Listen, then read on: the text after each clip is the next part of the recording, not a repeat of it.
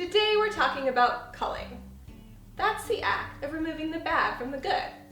After a successful shoot, you'll have a memory card full of images. Not all of them will be keepers. Join us as we cull through some images to show you how it's done. But first, let's take some pictures.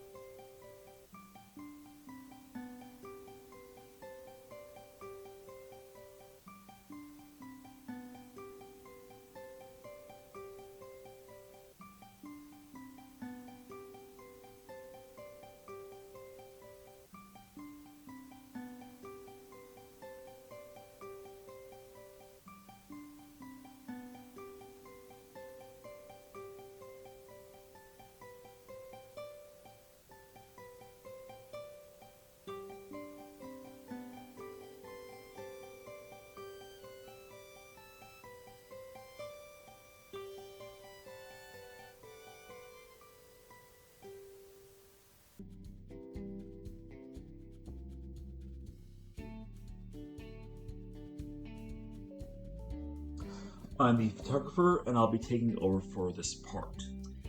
Here we have 60 photos. We'll pretend that we've been asked by somebody important to send them our 10 best photos from our most recent shoot, and they want them by the end of the day. Now we've got to cull 60 down to 10. Let's begin.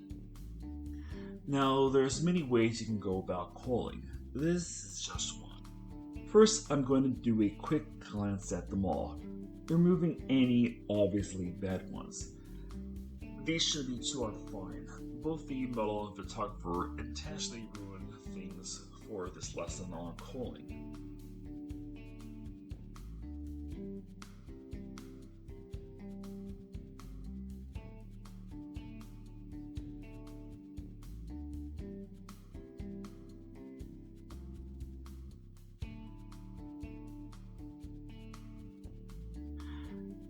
Next, I want to make sure that our best images are in focus. Since the subject is the model, we're going to zoom in to examine the eyes. Those that aren't in focus will get tossed. The focus on a full body portrait doesn't have to be as good as the focus on a headshot. Ultimately, the destination of the images will determine how focused they need to be. Is it going to be viewed on a phone or will it be on a giant billboard?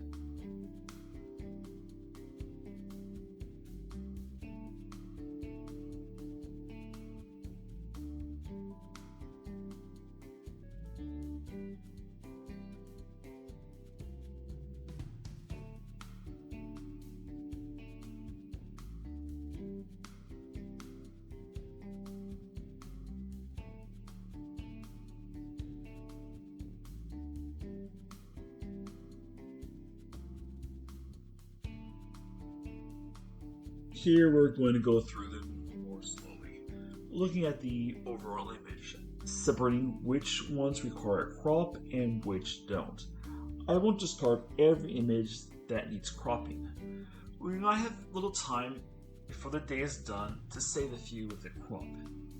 If the crop is going to take too much away from the image, we won't even bother.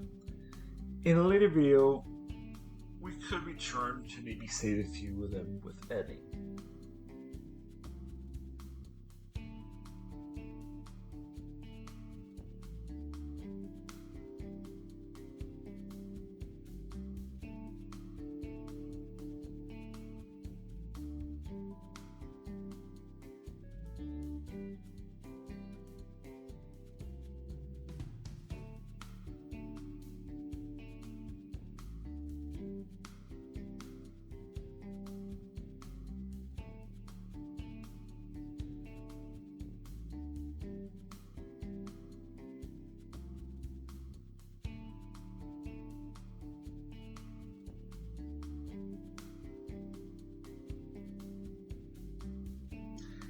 At this point, all remaining images are usable. We still have to cull through them down to just 10. This part of the process is often about personal preferences. It might be easy or difficult to pick the images that you think are better than the rest. Keep in mind who is going to be receiving these images. Don't just go with your favorites. Be sure to include images that most people would consider good.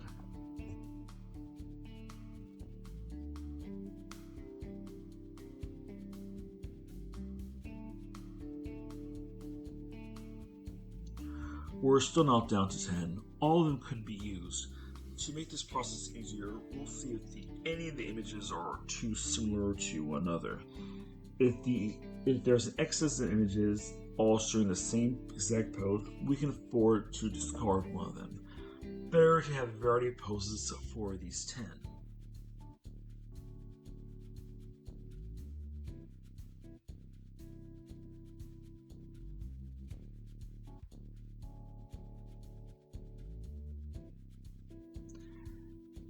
And when you're still having trouble culling, get someone's opinion and ask them which ones they think are better, or maybe just toss a coin.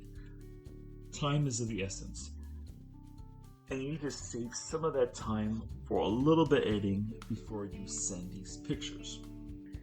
Here they are, the best 10 out of the bunch. There may be others that are just as good. Some of these images that we discarded, we can probably come back to them and save them. But for this scenario, these are the 10 we're going with. And now back to the rest of the video. Everyone has their own method. You'll find what works best for you. Don't get too attached to your work. You don't have to be brutal, but it is important to make sure that only your best stuff is front and center. As for those good but not remarkable results, an imperfect photo could still be a keeper. There's mistakes, but for some reason you still like it. If you're lucky, others will like it too. High-resolution images aren't required for social media. In low resolution, nobody will ever notice your photo isn't in focus. You can still use them there. Bye!